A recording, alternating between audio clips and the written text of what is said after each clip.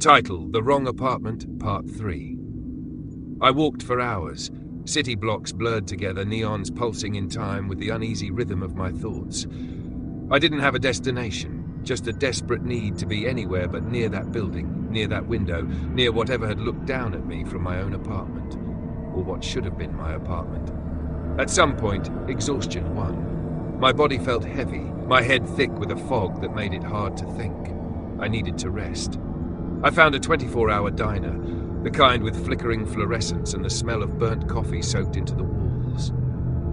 The place was nearly empty. Just an old man reading a newspaper at the counter, a waitress wiping down a table, and a bored-looking cashier staring at his phone. I slid into a booth, the vinyl seat creaking beneath me. The moment I stopped moving, the reality of what had happened crashed down all at once.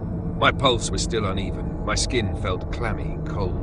I pressed my fingers against my temples, willing my brain to make sense of it. Maybe I had imagined it. Maybe I'd been exhausted, overwhelmed, hallucinating from stress. But I knew that wasn't true, because I had seen it. That thing, that person, that thing in my window holding my coffee mug like it lived there, like I was the intruder. The waitress walked over, her notepad already out. "What can I get you?" "Coffee," I said automatically. Then, after a pause, "And do you ever just feel like you're not where you're supposed to be?" She raised an eyebrow.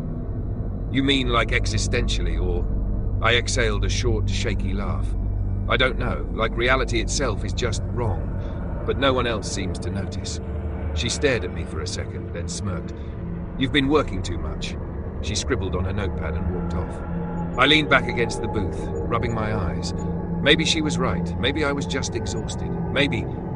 My phone buzzed. I pulled it out, expecting an overdue message from work, but my fingers froze when I saw the screen. One new notification. Photo received. No sender. No name. Just that. Slowly, I opened it. It was a picture.